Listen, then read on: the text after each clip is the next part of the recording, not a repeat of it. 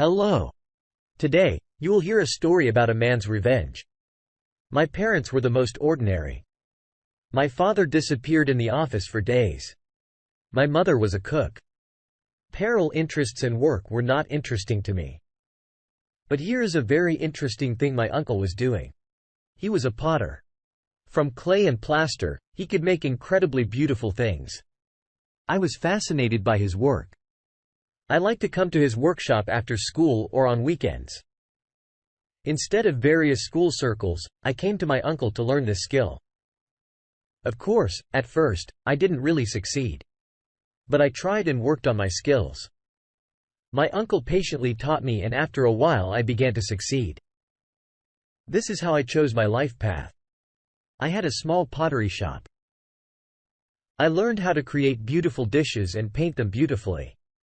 Fantasy and experience helped me create interesting options, and my small business developed little by little. But that was not my only occupation. I also made sculptures.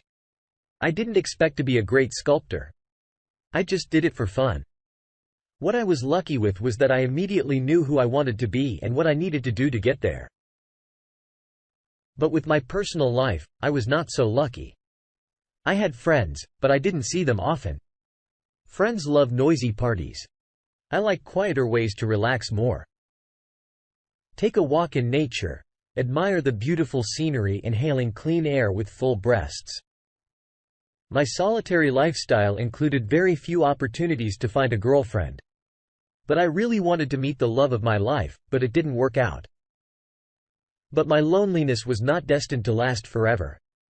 I remember this fabulous evening. There was about half an hour left before the store closed.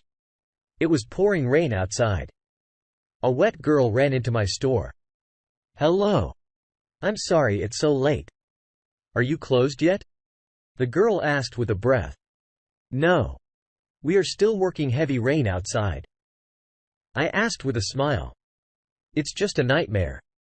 It pulls like a bucket. But I was late at work, and tomorrow morning, I urgently need a clay vase.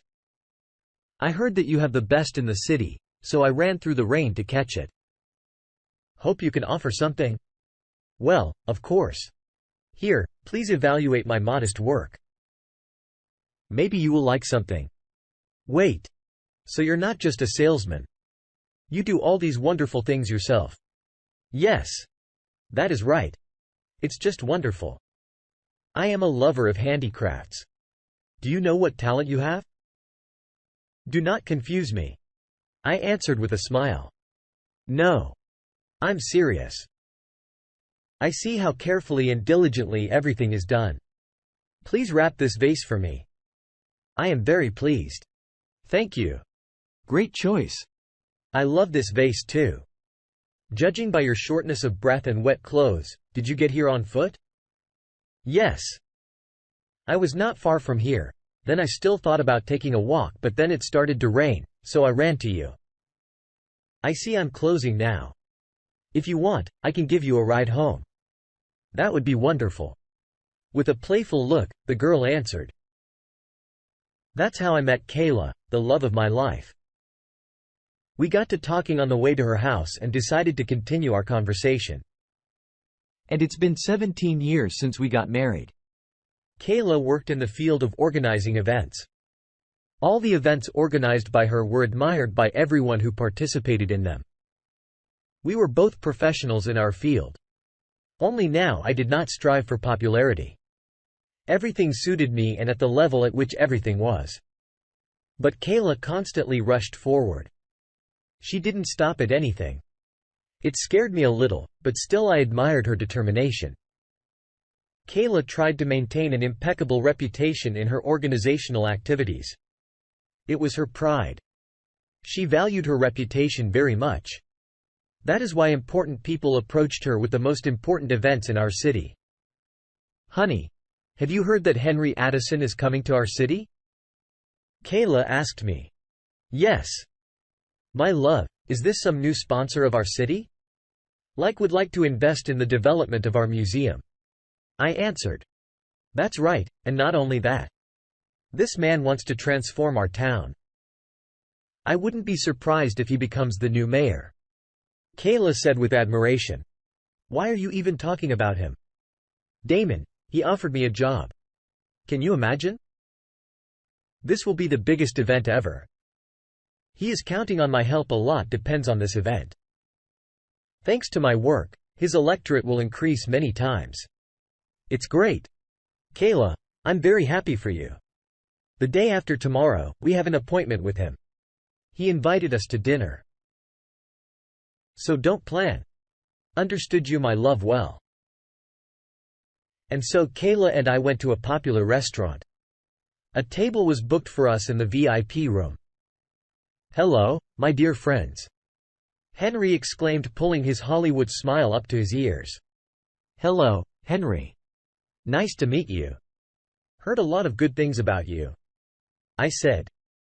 Damon, my modest achievements pale in comparison to your work. I've heard a lot about your sculptures and other handmade utensils. Kayla said you have talent, and I willingly believe her. I've seen your work. It's just amazing. Henry, I'm very flattered to hear that. I'm flattered by your appreciation of my work. You have an amazing family.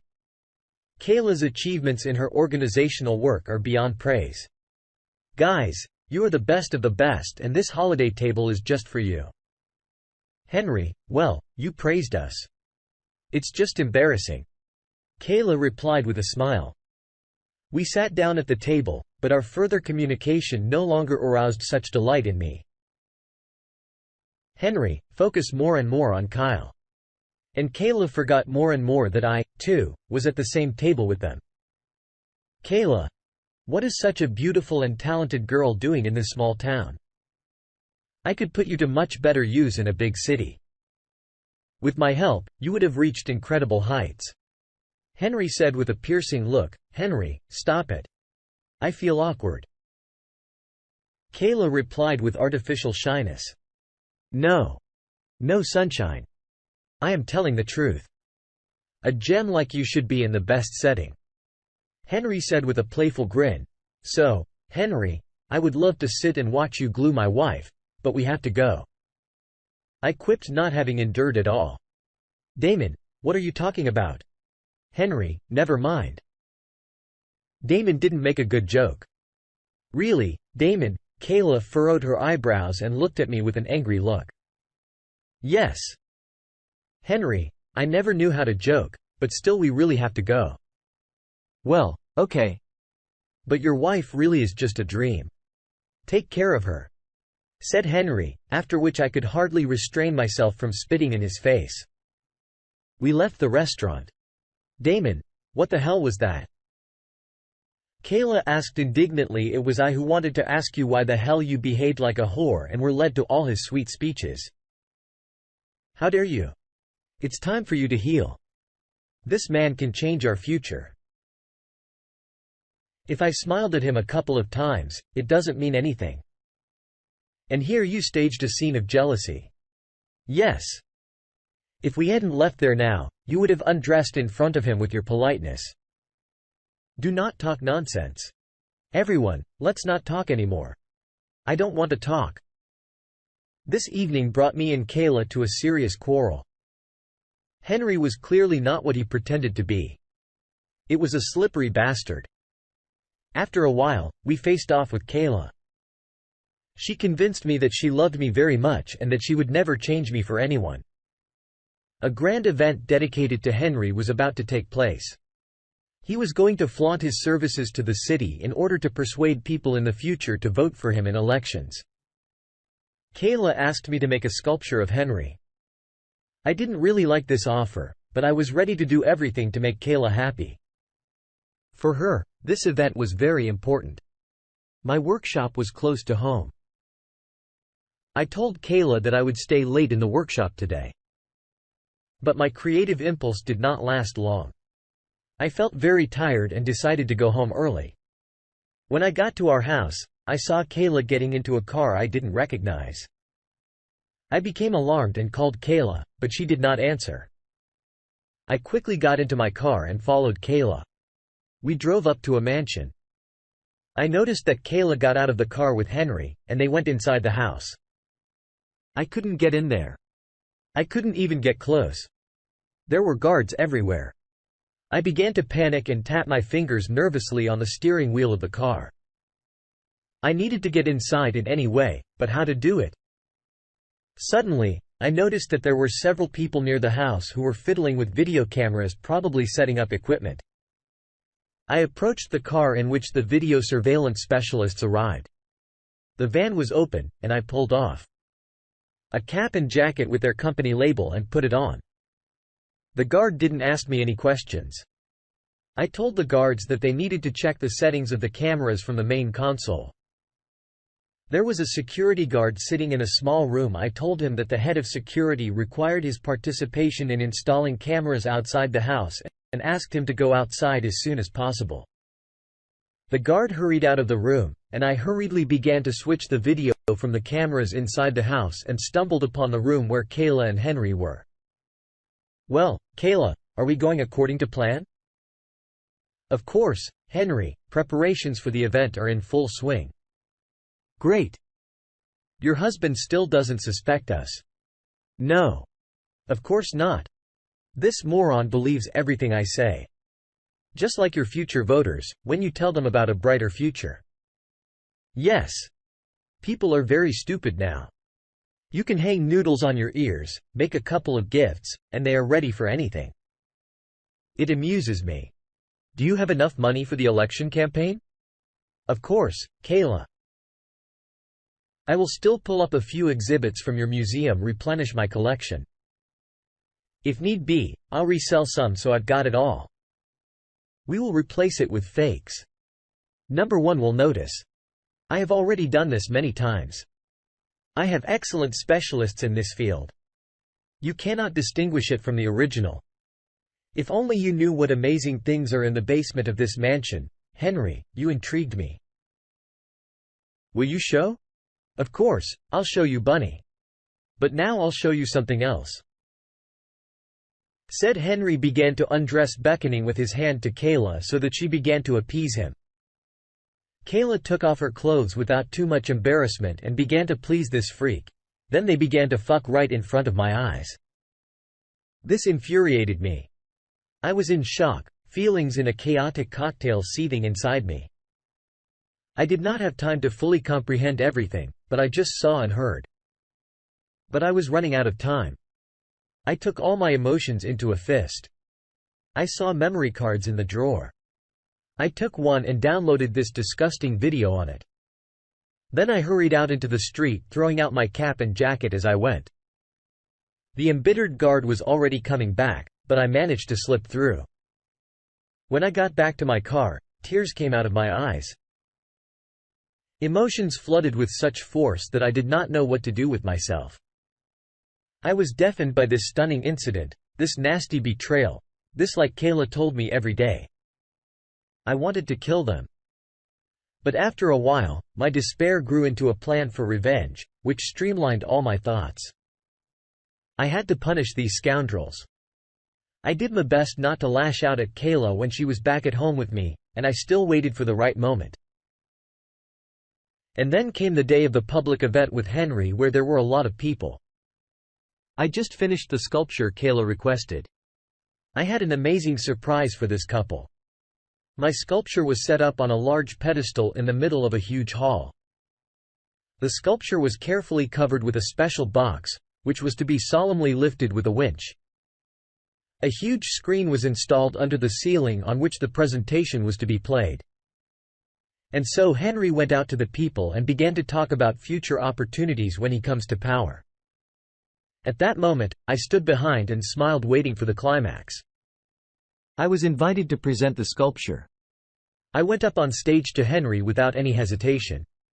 Now the video with the presentation should have turned on, but instead the video that I downloaded, then turned on.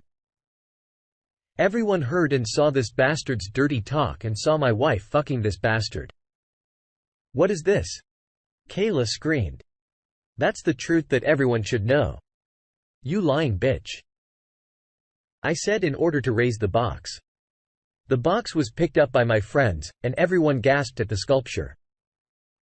It was a male penis with balls and Henry's head.